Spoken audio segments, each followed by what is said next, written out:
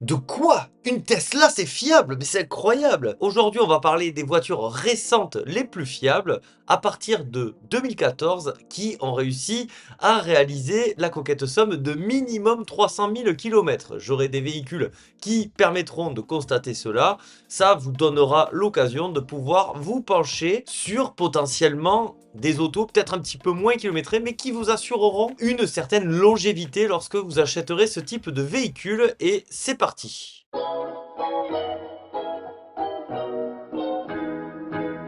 Et on commence avec une Fiat. De quoi une Fiat, c'est fiable? Déjà, fiabilité, longévité, vous savez, hein, j'aime bien remettre les choses dans leur contexte. Même la voiture la moins fiable, même le pire des pure tech, si on met l'argent, ça peut faire beaucoup de kilomètres malgré tout. Ceci étant dit, normalement, on cherche à pas mettre plus d'argent que ce que ça peut nous rapporter. Au bout d'un moment, la voiture, s'il y a beaucoup trop d'ennuis, on s'en sépare. C'est pour ça quand même que je pense que la sélection de véhicules que vous allez voir, qui est assez balèze, va pouvoir vous contenter. Donc ici, on a un Fiat Fiorino qui est le cousin des dérivés de chez PSA de l'époque, hein, avec notamment le Citroën Nemo, hein, un nom assez rigolo. Bon, rien de foufou, hein, 3000 €, 310 000 km bien sûr en diesel. C'est le 95 chevaux, 1,3 litre multijet, ça c'était du bon gros moteur solide de l'époque. 2015 quand même, je pensais même pas qu'il était resté jusque là ce moteur. On continue avec de l'Opel. Alors l'Opel, vous me connaissez, je suis pas hyper fan. Malgré tout, ça peut intéresser certains d'entre vous. Surtout que par exemple, cette Opel Astra,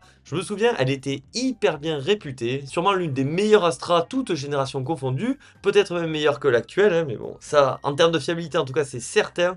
Parce qu'ici, avec ce 1,6 litre CDTI, 360 000 km depuis 2018 en plus, elle a roulé, hein, elle a vraiment roulé, 4 490 €. Et c'est ça qui est cool, c'est que du coup, ça nous permet forcément de pouvoir voir des voitures normalement beaucoup plus chères, hein. Après, c'est normal aussi qu'elles soient un peu moins chères, étant donné qu'elle a bien roulé. Donc on continue avec une autre Opel, la Insignia Sport Tourer. C'est pareil, la Insignia, moi je la trouvais toujours jolie. Esthétiquement, je la trouve très sympa. L'intérieur, je suis un petit peu moins fan, mais c'était une voiture plutôt réussie, que ce soit esthétiquement et du coup, même niveau motorisation. Ici, on a droit au 2 litres CDTI 163 chevaux, 335 000 kilomètres. Si jamais l'une des annonces évoquées lors de cette vidéo vous intéresse, vous avez vu là, j'ai surligné, normalement, vous pourrez rapidement retrouver l'annonce en question. En plus, vu les kilomètres que ça a, peut-être que ça intéresse pas non plus grand monde. Je pense qu'il faut un minimum s'y connaître parce que les voitures, elles sont arrivées à ce nombre de kilomètres. Après, ça veut pas dire qu'il y aura pas de frais à faire, bien au contraire. On continue avec ce Ford C-Max de 2017. 333 000 kilomètres avec le beau A derrière, ça j'aime bien, hein. Je peux vous dire que celui-ci, il a dû fortement dépanner. C'était une très bonne voiture, le C-Max. Alors, c'est pas très beau, c'est sûr, mais c'est l'un des derniers monospaces récents. En fait, Ford, c'est pas une marque que j'apprécie tant que ça, mais c'est vrai qu'ils ont fait des voitures plutôt conçues pour durer dans le temps. Vous remarquerez encore une fois qu'il y a forcément beaucoup de diesel, parce que le diesel, c'est souvent destiné aux gros rouleurs, et puis ici, on peut en avoir un bel exemple. On continue encore avec une Ford, la Ford Focus, avec le même moteur, le 1,5 litre TDCi, 95 chevaux, attention, hein, le foudre de guerre. En soi, je la trouve jolie, moi, cette voiture, avec cette face avant là, plutôt inspirée. L'arrière, c'est un peu moins sympa, elle a quelques pètes. Après, elle est à 4 500 € aussi. Les sièges sont crados. Mais bon, écoutez, hein, il faut savoir ce qu'on veut, hein. Le but de cette vidéo, c'est pas forcément d'acheter les véhicules que je vais vous présenter ici, là, pas le modèle en question. Mais ça va vous donner un ordre d'idée de savoir si la voiture est fiable. Et puis là, toutes les voitures présentées, elles sont fiables. Donc moi, le conseil, c'est pas forcément acheter celle qui est présentée, mais bien sûr, une avec un petit peu moins de kilomètres et un entretien peut-être un petit peu plus rigoureux pour quelques milliers d'euros de plus. Des fois, ça vaut le coup, hein, on peut se le rentabiliser assez rapidement. On continue avec de la Volkswagen, 495 000 km avec le fameux 2 litres TDI 150 chevaux. Donc ça, c'est forcément des voitures un petit peu taxi, voilà, taxi Uber. On va en voir pas mal, hein, parce que forcément sur des voitures récentes qui ont autant de kilomètres, c'est souvent des taxis, hein, et les taxis, ils ont quand même du goût, parce qu'ils veulent être le plus rentable possible. Donc c'est souvent un bon choix, c'est pour ça qu'on voit énormément de Toyota. D'ailleurs, j'ai évité de vous en mettre jusqu'à saturation, mais ça, vous le savez, on en parlera plutôt en fin de vidéo, parce que on garde les meilleures marques pour la fin. Donc on continue avec une autre Volkswagen, voilà, une Passat toujours break, 346 000 km. Oh, elle sort à peine de rodage, c'est incroyable. Ensuite, on continue avec une Golf 7. Moi, j'aime beaucoup la Golf 7, c'est sûrement ma Golf favorite. Le souci, c'est que c'est cher. Ben écoutez, là, vous en prenez une avec 365 000 km, et puis de suite c'est beaucoup moins cher, 4 490 €. Le prix a baissé, elle a la climatisation, il y a toutes les informations nécessaires, possibilité de reprise de votre ancien véhicule. Incroyable, c'est du côté de Lyon, si jamais ça vous intéresse. Qui a dit qu'Alfa Romeo n'était pas capable de construire des voitures solides? En réalité, Alfa, historiquement, ils ont toujours fait, en tout cas beaucoup de moteurs assez gaillards. Le souci, jusqu'à il n'y a pas longtemps, c'était plutôt au niveau de la corrosion. Voilà. Puis quelques petits soucis aussi électroniques.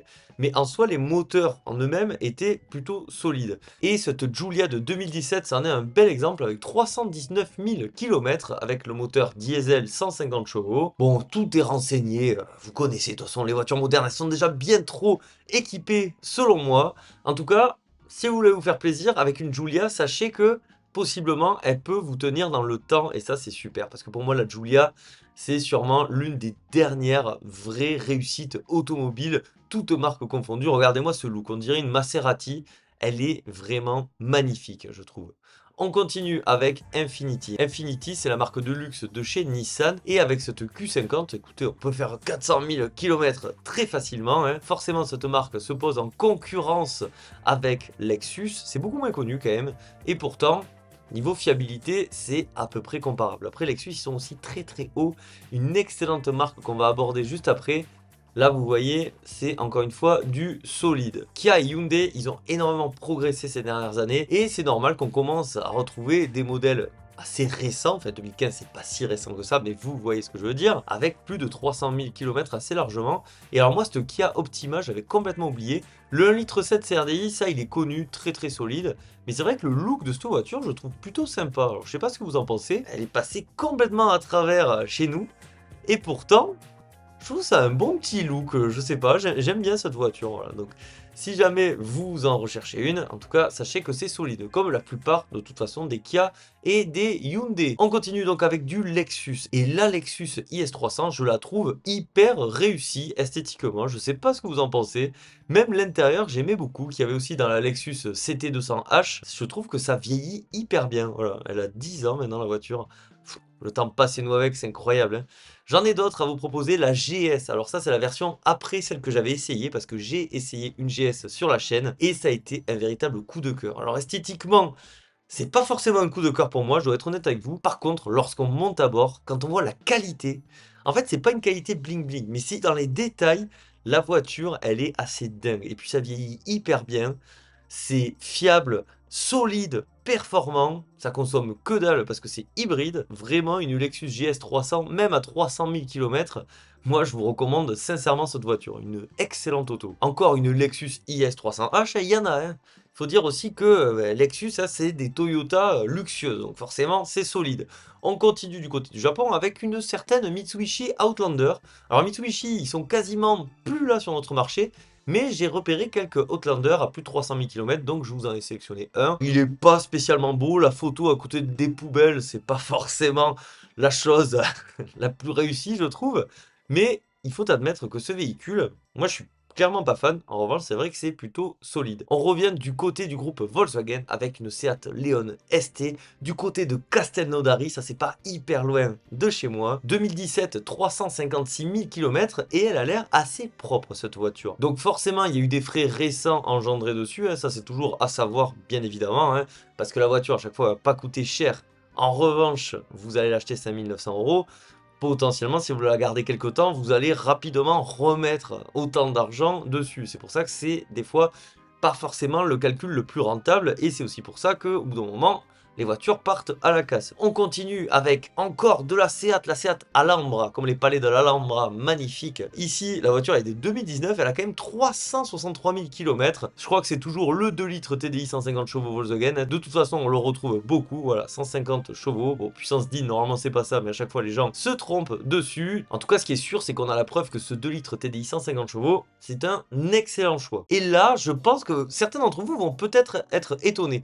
Parce que parmi toutes les marques là, moi si vous voulez, mon critère sur le Bon Coin, ça a été de mettre minimum 300 000 km et minimum 2014, pour que ce soit entre guillemets à peu près récent. Il y a plusieurs marques qui sont sorties du lot, je vais vous en citer 4. La première est française, c'est Peugeot. Alors Peugeot, ça peut s'expliquer parce que déjà, il y avait encore des moteurs solides diesel à cette époque-là, et puis ils se vendaient pas mal. Ensuite, il y a Tesla, il y avait beaucoup de Tesla, très étonnant. Et puis ensuite, Mercedes, qu'on retrouve très souvent, et puis numéro 1, comme d'habitude, j'ai envie de vous dire, Toyota. Ce qui est sûr, c'est que cette Tesla Model S, c'est pas une exception. Il y en a d'autres, mais celle-ci, je voulais sélectionner parce que je la trouve hyper jolie. Moi qui suis pas trop Tesla. Et pourquoi je vous parle un petit peu plus de Tesla aujourd'hui? Ben, vous verrez ça vendredi, voilà. Petit teaser, hein, c'est incroyable. Franchement, je la trouve vraiment esthétiquement très jolie avec ce noir là. 26 000 € quand même, 358 600 km. En revanche, ce qui est pas mal, c'est que normalement, une électrique, possiblement, peut enchaîner beaucoup plus de kilomètres. Le véhicule est encore sous garantie Tesla, moteur ainsi que batterie jusqu'à septembre 2025, kilométrage illimité. C'est quand même pas mal. La voiture, elle marche plutôt pas mal avec une puissance tout de même de 700 chevaux.